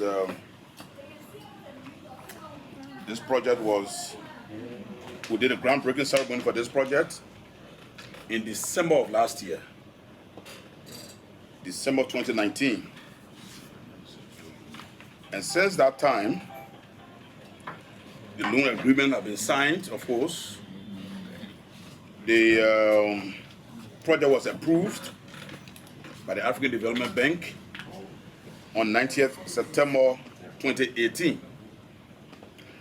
And so basically we've come to say that we plead with you for the sake of this road project, that is the Sanukule Local 2 Road Project, to kindly ratify this agreement so as to enable us access the 31.5% of the loan cost that is coming from the European Investment Bank. The expected benefits and outcomes of the project will be reduced transport costs and of course reduced travel time between La Côte d'Ivoire and Liberia. There will of course be enhanced potential for agriculture, thereby contributing to poverty reduction amongst the communities in that part of the country along the road corridor. And obviously, of course, there will be improvement in road safety. And over and above, there will be improvement, massive improvement in regional trade and integration, specifically speaking to La Côte d'Ivoire and the Republic of Liberia. And so this project is a very viable project. And we believe that the delay in ratification will cause us as a government, as a people, serious embarrassment in terms of project implementation. So we want to beg your indulgence to lend your support to the ratification of the loan arrangement that is before you. All of the financing for this project have been secured as we indicated, but the ratification of the EIB loan is the only pending issue that is before the legislature. Thank you. And this is for the Sanikwele Local 2 road project. The other two arrangements are the OFIT arrangement, and that is for the road corridor between Konya and Vonjima. OPEC, the Organization of Petroleum Exporting Companies, has a fund for international development called OFIT. OFIT is contributing $25 million to this project, and the Kuwaiti fund is contributing $20 million to this project. Unfortunately, we have not been able to ratify these instruments, and this is a project that will obviously link Bong County in the central region of our country to Lofa County in the northern region of the country. And it is part of the road project from Banga to Salaye, Salaye to Konya, Konya to Vonjima, and Vonjima to Medikoma. And so this segment under discussion is the one from Konya to Vonjima. And so again, we beg your indulgence to please lend your ratification authority to these instruments.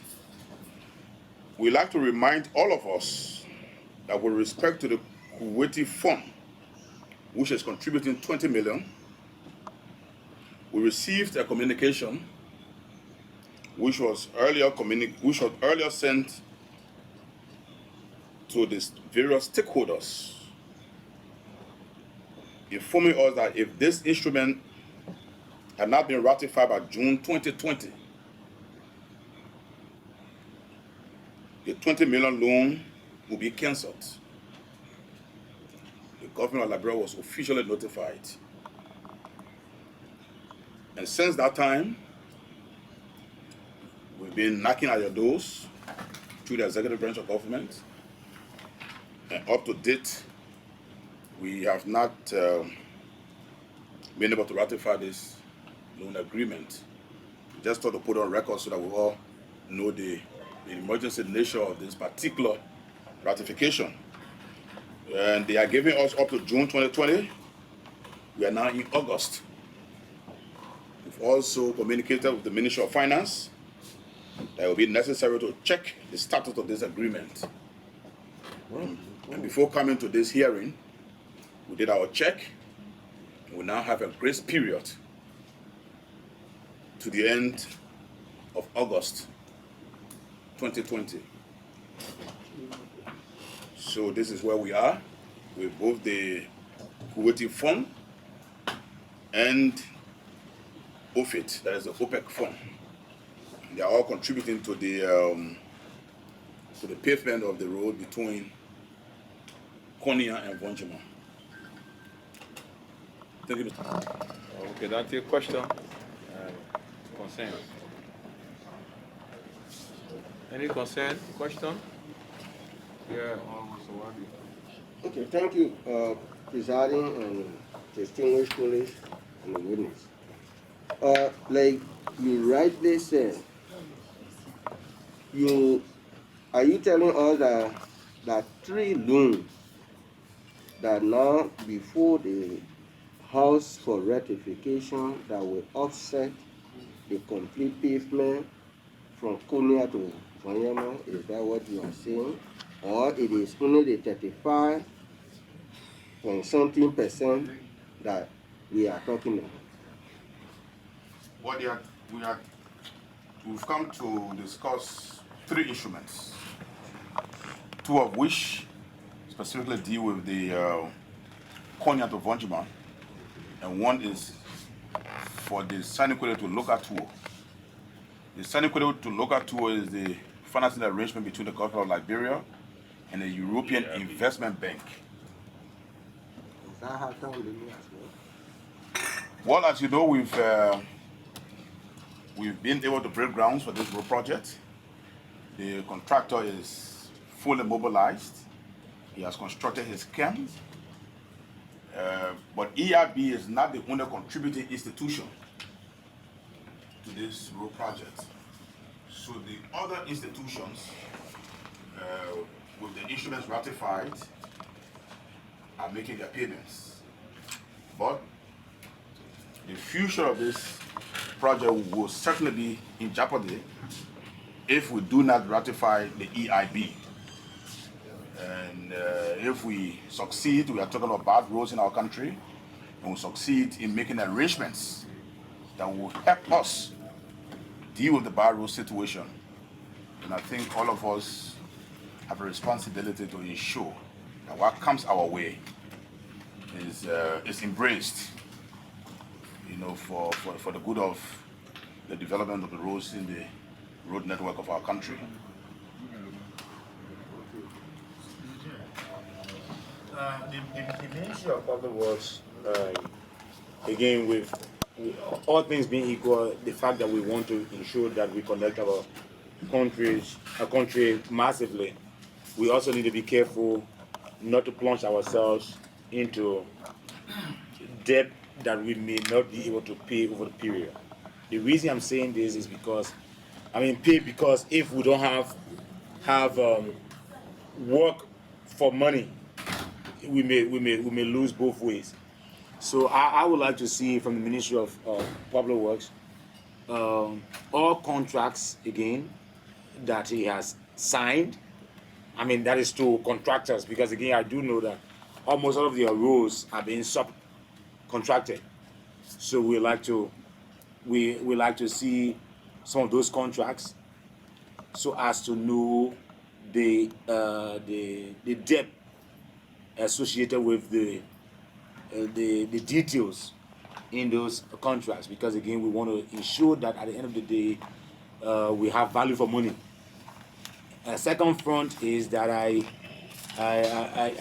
we had to I want to use the word decommission the loans that were being discussed for both Iboma and Acton. Can you tell us whether you are working on another loan or loans that are being targeted towards the corridor that were being considered for both the Iboma and Acton loans? I just need to know for the record. My understanding is that the Banga-Bonchama Highway is being handled in 3 segments.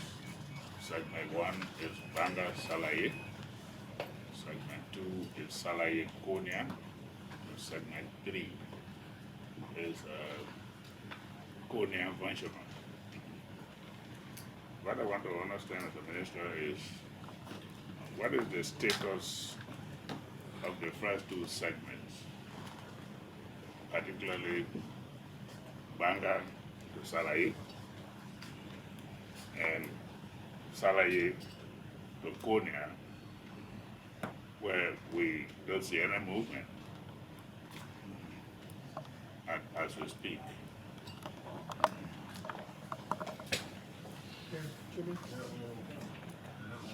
Minister, my question has to do with the European Investment Bank. Are you saying that all of the other loans have been rectified with the exception of this particular loan? Can you keep emphasizing on this 31.5% of the amount that will be contributed by the European Investment Bank?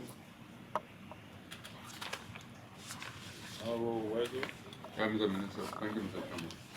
Mr. Minister, just 2 days ago, there was an announcement on the radio that the Ministry of Public Works will be undertaking construction of roads in Bapolu. So my interest is, if we could tell this committee or this hearing